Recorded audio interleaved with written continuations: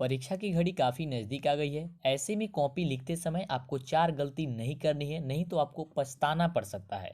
तो कौन कौन से ऐसे गलती है जो आपको नहीं करनी है, कॉपी को आप कैसे लिखिएगा, सारी जानकारी हम लोग जानेंगे। लेकिन उसके पहले अभी तक इस चैनल को सब्सक्राइब नहीं किए तो कर लीजिए, जिससे कि आगे से आने वाली वीडियो मिले। और हाँ, एक चीज़, वीडियो को लाइक करके शेयर आपसे जितना ज़्यादा हो सकता है शेयर कर दीजिएगा, जिससे सभी स्टूडेंट का मदद हो जाए, सभी का हेल्प हो जाए।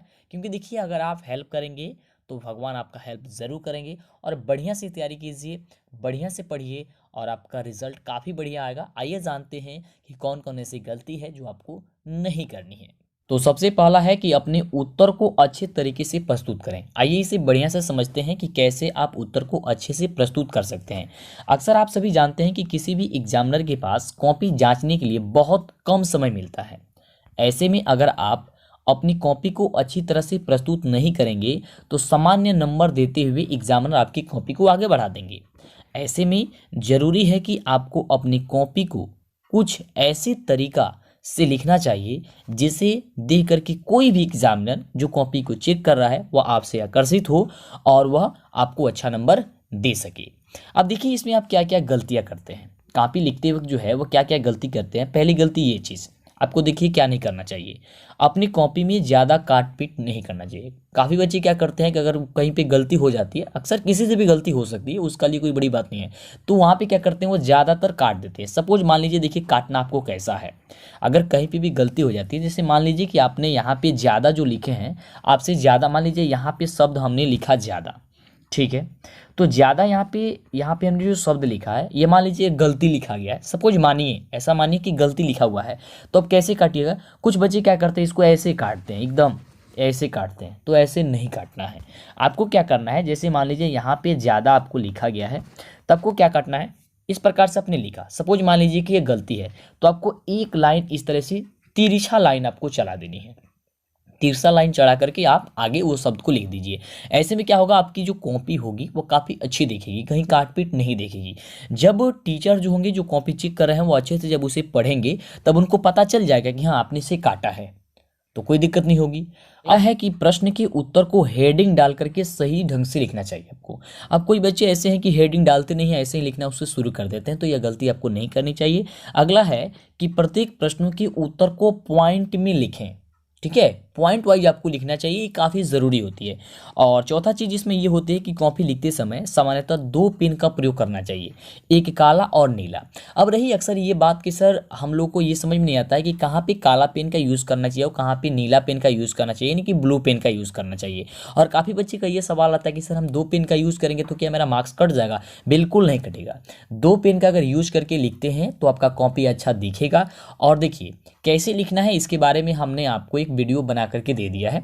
उस वीडियो का लिंक इस वीडियो के डिस्क्रिप्शन में होगा, कैसे लिखा जाता है कॉपी। या आप इस वीडियो को देखते रहिए, अंतिम में आपको यहाँ पे हो सके तो आपको एक वीडियो मिलेगी, अंतिम में आपको शो करेगा, उस पर आप क्लिक करके देख सकते हैं, ठीक है। अब रही बात कि आगे जो है क्या क्या आपको गलती नहीं करनी है, उसके बारे में हम लोग बात करते हैं। तो 2 पेन का आपको यूज़ करके लिखनी है, कैसे यूज़ करके लिख सकते हैं, कॉपी लिख करके बता दिया गया है, एकदम कॉपी पे जो है आपको लिख करके बताया गया है, तो वो वीडियो ज़रूर देख लीजिएगा, ठीक है। तो ये सारी गलती आपको नहीं करनी है। कैसे कॉपी को लिखा जाता है इसके बारे में आपको हमने लिख करके बता दिया है कि कैसे लिखा जाता है, तो वीडियो जरूर देख लीजिएगा। नीचे डिस्क्रिप्शन में लिंक होगा या फिर आप अंतिम में देखिएगा, तो यहाँ पे आपको एंड स्क्रीन के नाम से जाना जाता है, एंड स्क्रीन, तो वहाँ पे आपको शो करेगा वीडियो के अंतिम में, ठीक है, शो करने लगेगा, तो उसे आप दबा करके दे सकते हैं। चलिए अगला देखिए, अगला क्या होता है कि हमेशा हेडिंग डाल करके उत्तर लिखना चाहिए। जैसे कि आपको हमने अभी बताया, प्रश्न का उत्तर लिखते समय प्रत्येक छात्र छात्राओं को अपनी कॉपी में हेडिंग डाल करके उत्तर को लिखना प्रारंभ करना चाहिए। इससे आपकी कॉपी का एग्जामिनर पर काफ़ी अच्छा प्रभाव पड़ता है, क्योंकि हेडिंग डालने से स्पष्ट हो जाता है कि आप प्रश्नों के उत्तर को कैसे लिख रहे हैं।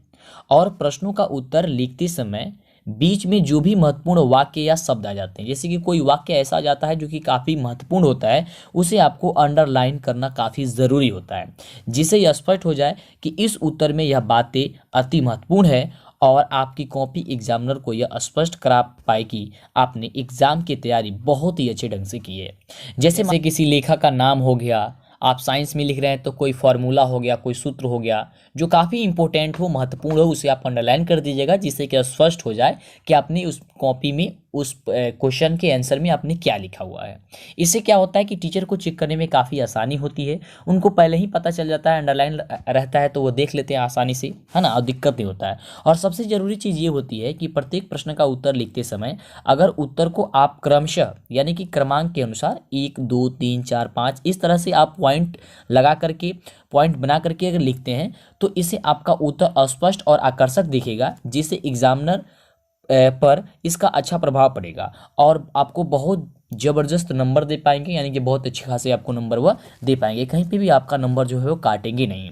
और ऐसे ही बच्चे जो लिखते हैं उन्हीं का कॉपी जो होता है वो टॉपर लिस्ट में शामिल होता है। अब देखिए, कोई एग्जामिनर यह नहीं जानता है कि आपने अपनी परीक्षा की तैयारी कितनी और कैसे की है।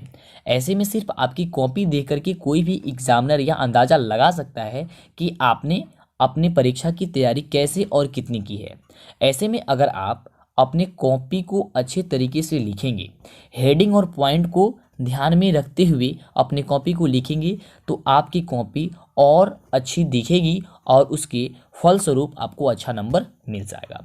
तो ये सारी चीज़ें बातें जो आप समझ रहे हैं, क्या क्या आपको हम बताने का प्रयास कर रहे हैं। आगे देखिए, तीसरा पॉइंट है आपको कि कॉपी लिखने की प्रैक्टिस शुरू से करते रहें आप लोग। अब देखिए, काफ़ी बच्चे गलती यही करते हैं। देखिए, उनको बता दिया, जैसे कि मान लीजिए कि आप वीडियो मेरा देख रहे हैं और आपको काफ़ी अच्छा लगा कि वीडियो काफ़ी सर ने अच्छा बनाया है और इसी तरह हम परीक्षा में लिखेंगे। देखिए, अब एक ही बार आप सोचते हैं कि हम परीक्षा में लिख देंगे जा करके, तो ये बड़ी आपकी भूल है। सबसे पहले आपको प्रैक्टिस करने की ज़रूरत है। देखिए, अगर आप यह सोच रहे होंगे कि एक ही दिन में आप परीक्षा की कॉपी को ज़बरदस्त तरीके से लिख पाएंगे, तो यह कदापि संभव नहीं हो सकता है। देखिए, जिस प्रकार से कोई बॉडी बिल्डर जो है वह एक दिन में अपना बॉडी को ज़बरदस्त नहीं बना सकता है, उसी प्रकार से बॉडी बनाने के लिए जिस प्रकार से 6 महीने से 1 साल लग जाते हैं, किसी प्रकार अगर आप अच्छी तरह से परीक्षा में कॉपी लिखना चाहते हैं तो कम से कम 15 से 20 दिन कॉपी लिखने की प्रैक्टिस कीजिए। लेकिन आपके पास अगर कम समय है तो आप ज़्यादा से ज़्यादा दिन में लिखने का प्रयास कीजिए। जो प्रश्न आप याद कर रहे हैं उसी लिखने का प्रयास कीजिए, जिससे कि आपको स्पष्ट रूप से याद भी हो जाए और आप अच्छे से लिख भी दिए। जब भी आप कोई प्रश्न याद करें तो उसे कॉपी में एक बार हेडिंग डालकर पॉइंट्स में ज़रूर लिखें, जिससे पढ़ते समय आपको लिखने की प्रैक्टिस हो जाएगी और धीरे धीरे आपकी लिखने का रफ्तार भी बढ़ जाएगा। और देखिए, ज़्यादा से ज़्यादा आप मॉडल पेपर जो है उसे सॉल्व करने का प्रयास कीजिए और वहाँ पे टाइम को निर्धारित करके कीजिए कि आप कितने समय में एक मॉडल पेपर को सॉल्व कर पा रहे हैं, क्योंकि जैसा मॉडल पेपर रहेगा, जितना प्रश्न आपको रहता है वैसे ही आपकी परीक्षा में पूछा जाएगा। तो ये सारी चीज़ें आप याद करके ज़रूर रखें और इतना प्रैक्टिस आप जरूर करें। और अगला देखिए, अंतिम है कि कभी लिखते समय कोई भी गलती नहीं करनी चाहिए। और देखिए, काफ़ी ज़रूरी चीज़ है। देखिए, गलती तो गलती ही होती है ना। अगर आपने भूल कर दी है या फिर ऐसे कर दी है, कॉपी में आपने जिस प्रकार से भी गलती की हो, एग्जामिनर पर इसका बुरा प्रभाव तो जरूर पड़ेगा। इसलिए एग्जामिनर से अगर आपको बढ़िया नंबर चाहिए तो आपको कहीं पे भी काट कूट नहीं करनी है। जैसे कि क्या क्या एक बार अंतिम में आपको बताना चाहेंगे कि प्रश्न का उत्तर लिखते समय ज़्यादातर काट कूट आप न करें, है ना। उसके बाद से उत्तर पुस्तिका में जो गाना शायरी आप लिख देते हैं, जैसे कि काफ़ी बच्चे हैं ऐसा गाना शायरी लिखते हैं, तो ये चीज़ ना लिखें। अगर देखिए नहीं आता आपको, प्रश्न का उत्तर नहीं आता है, तो जो भी आपको आता है, ऐसा थोड़ी ना कि आप पढ़ाई किए हैं तो आपको कुछ भी नहीं आता है। अगर पिछले क्लास का भी कुछ याद आ रहा है तो वो लिखें, लेकिन गाना शायरी ना लिखें। इससे क्या होता है कि अगर अच्छी अच्छी बातें लिखेंगे, जैसे मान लीजिए कोई पिछले ही आप क्लास का सोच रहे हैं या जो क्वेश्चन है उसके बारे में थोड़ा सा ये कीजिए, सोचिए और उसी के बारे में आपको जो भी आपके मन में आए शब्द उसी को लिख दीजिए। अब ऐसा नहीं है कि मान लीजिए गाना लिख दे, शायरी लिख दे, तो ये गलत चीज़ होती है। और अगला है कि उत्तर पुस्तिका में पैसा चिपका देना। काफ़ी बच्चे को देखा जाता है कि उत्तर पुस्तिका में पैसा को चिपका देते हैं जिससे अच्छा नंबर उनको मिल जाए, तो ये गलती न कीजिएगा, है ना। इससे कुछ भी आपको प्रभाव नहीं पड़ने वाला है। ये सारी चीज़ें न कीजिए, जितना हो सके आप लिखने का प्रयास कीजिए। और अगला है कि उत्तर पुस्तिका पूरी तरह खाली नहीं छोड़ना चाहिए। काफ़ी बच्चे क्या करते हैं कि उत्तर जो पुस्तिका उसको खाली ही छोड़ देते हैं। खाली ना छोड़िए, हाँ, हालांकि एक 2 पेज 3 पेज अगर बच जाता है लिखने के बाद से सभी क्वेश्चन सॉल्व कर दिए तो उसके लिए कोई दिक्कत नहीं है। अब ऐसे मान लीजिए एग्जाम में बैठे और आपका पूरा का पूरा कॉपी ही खाली, अब कुछ लिख भी नहीं किए हैं, तो ये गलत चीज़ है, इतना नहीं करनी है। तो यही सारी चीज़ जो है आपको ध्यान में रखनी है। और आपको बताना चाहेंगे कि इस चैनल पे आपकी तैयारी लगातार चल रही है। तो जल्दी से चैनल को सब्सक्राइब करें, क्योंकि सब्सक्राइब जब तक नहीं करेंगे आपको वीडियो नहीं मिल पाएगी आगे से। और ऐप आप डाउनलोड कर लीजिए, DLS एजुकेशन प्ले स्टोर पर जाइए और सर्च कीजिए, क्योंकि ऐप डाउनलोड कर लेंगे तो उसमें ऑनलाइन टेस्ट वगैरह हर चीज़ दे सकते हैं और आपको मॉडल पेपर वगैरह हर चीज़ मिल जाएगी। तो प्ले स्टोर पर जाकर के सर्च कर सकते हैं या फिर मेरा नाम सर्च कर सकते हैं, मंटू सर। जैसे सर्च कीजिएगा आपको मिल जाएगी। और हमारे टेलीग्राम से जरूर जुड़ जाइएगा। टेलीग्राम का लिंक नीचे डिस्क्रिप्शन में भी है, या फिर आप टेलीग्राम पे जाइए, टेलीग्राम यूज़ करते हैं तो, और उस पर लिखिए DLS एजुकेशन और उसे ज्वाइन हो जाइए। वहाँ पे PDF वगैरह सेंड कर दी जाती है और क्लास की टाइमिंग वहाँ पे बताई जाती है, जिससे कि आपको दिक्कत ना हो। रहा अब आपको वीडियो मिल गई होगी, यहाँ पे देखिए ध्यान से, आपको मिल रही है तो उसे आप दबा करके फटाफट से वीडियो देख लीजिए कि कॉपी को कैसे लिखा जाता है। ओके, फिर मिलते हैं आपसे नेक्स्ट वीडियो में।